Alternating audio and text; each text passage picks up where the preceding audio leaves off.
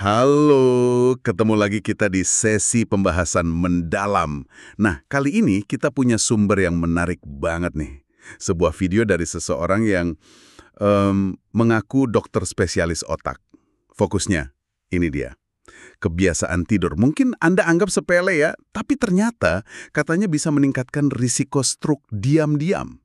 Terutama nih, buat yang usianya udah di atas 60. Jadi, misi kita sekarang, kita bongkar bareng-bareng potensi bahaya tersembunyi ini. Siap ya? Siap. Betul sekali. Tidur itu kan waktu penting ya buat pemulihan, tapi seiring bertambahnya usia, kondisi tubuh juga berubah. Pembuluh darah jadi agak kaku, sirkulasi juga mungkin melambat sedikit. Nah, sumber ini menyoroti gimana perubahan fisiologis ini bikin posisi tidur tertentu jadi lebih berisiko. Yang menarik itu, gimana kebiasaan yang rasanya nyaman, nggak bahaya, malah bisa berdampak serius ke otak kita. Oke, poin pertama nih yang dibahas di sumbernya cukup bikin kaget loh. Tidur telentang, tapi tanpa bantal. Jadi kepala sejajar sama badan. Kedengarannya kan lurus gitu ya? Bagus buat punggung mungkin. Tapi, kata sumber ini, posisi datar begini justru bisa menghambat aliran darah balik dari otak. Bisa dibayangin nggak? Kayak air di selokan yang kurang miring gitu. Alirannya jadi lambat. Darah bisa numpuk, melambat. Malah katanya berisiko bikin gumpalan. Apalagi pas tekanan darah alami naik di pagi hari. Wah, sumbernya bahkan cerita kasus Pak Leonard. Pensiunan, biasa tidur begini, kena stroke. Iya, betul. Logikanya gini, kalau kepala sejajar sama jantung, darah vena dari otak itu mesti kerja lebih keras. Lawan gravitasi kan, buat balik ke jantung. Nah, buat lansia yang pembuluh darahnya udah nggak sefleksibel dulu, ini bisa bikin aliran darahnya kayak agak mandek. Makanya sarannya, tinggikan kepala sedikit, mungkin sekitar 30 derajat. Bisa pakai bantal biasa aja. Atau itu loh, bantal wedge yang bentuknya segitiga, gunanya ya buat bantu gravitasi melancarkan aliran darah, sekaligus ngurangin tekanan di dalam kepala. Ini mikir juga ya, kita sering fokus ke punggung, lupa sirkulasi ke otak gimana. Nah, itu tadi telentang. Ada lagi nih, posisi favorit banyak orang. Tengkurap. Mungkin karena enak buat punggung, atau ya emang udah kebiasaan aja gitu ya. Tapi, di sini nih, ada peringatan penting dari sumber video itu. Katanya, pas tengkurap, leher kita kan pasti miring ke satu sisi ya, nggak mungkin lurus. Nah, posisi leher kepelintir ini ternyata bisa nekan arteri penting, semacam jalan tol utama lah, yang bawa darah kayak oksigen ke otak. Namanya arteri vertebral sama karotis. Betul.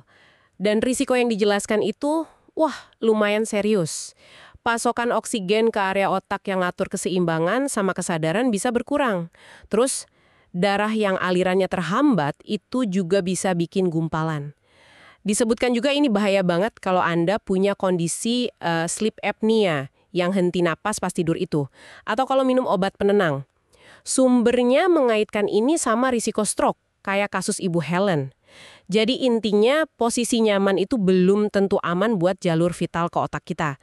Sarannya, coba deh ganti ke posisi miring. Terus pastikan bantalnya pas, biar kepala tetap sejajar sama tulang belakang. Lanjut lagi ya. Ada satu posisi lagi yang disebut sumber ini paling berbahaya. Wah, tidur miring ke kanan. Tapi, ada tapinya nih, lengan kanan, itu diselipin di bawah bantal atau di bawah kepala. Kenapa kok spesifik banget sampai ke sisi kanan dan posisi lengan segala? Nah, ini dia penjelasannya.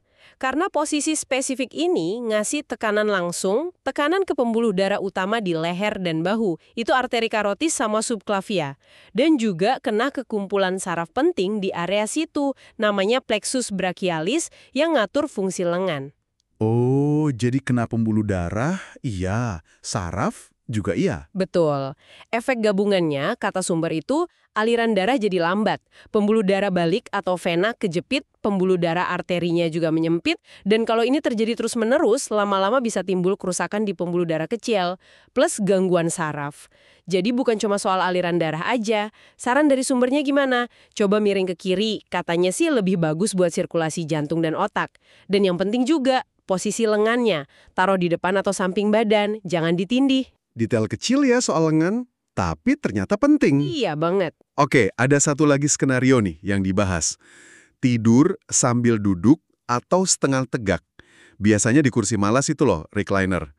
Ini kan sering jadi solusi ya buat yang punya masalah nyeri sendi, atau asam lambung naik, atau sesak napas.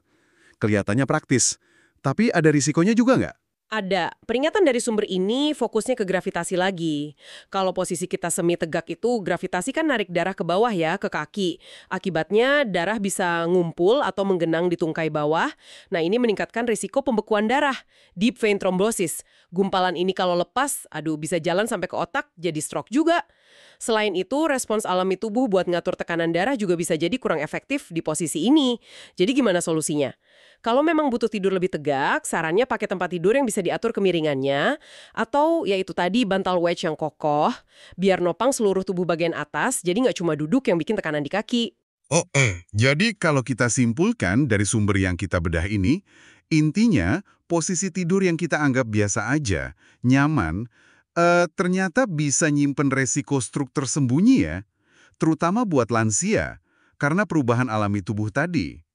Ini tujuannya bukan buat nakut-nakutin ya, tapi lebih ke biar kita semua lebih sadar bahwa perubahan kecil dalam kebiasaan tidur itu bisa jadi perlindungan penting buat kesehatan kita. Betul sekali. Ada beberapa tips praktis yang ditekankan lagi sama sumbernya. Pertama, tinggikan kepala sedikit pas tidur. Kedua, hindari tengkurap. Juga hindari posisi yang menekan leher atau bahu kayak miring kanan tadi. Terus kalau ada obat rutin, ya diminum teratur. Perhatikan juga suhu kamar, penyangga leher yang pas. Oh ya, satu lagi, kasih jeda waktu antara makan besar atau minum alkohol sama waktu tidur. Intinya, tidur itu bukan cuma istirahat pasif loh, tapi juga proses aktif buat melindungi otak Anda. Sebagai penutup nih, ada satu pemikiran buat Anda renungkan di rumah. Sumber kita hari ini kan fokusnya ke posisi tidur spesifik dan resiko stroke ya. Tapi, coba deh pikirin lagi. Sinyal-sinyal halus apa lagi ya yang mungkin tubuh kita kirim pas tidur? Yang mungkin sering kita anggap remeh, biasalah udah tua. Padahal bisa jadi itu petunjuk penting tentang kesehatan kita secara keseluruhan. Ya, sesuatu untuk direnungkan lebih lanjut. Sampai jumpa di pembahasan berikutnya.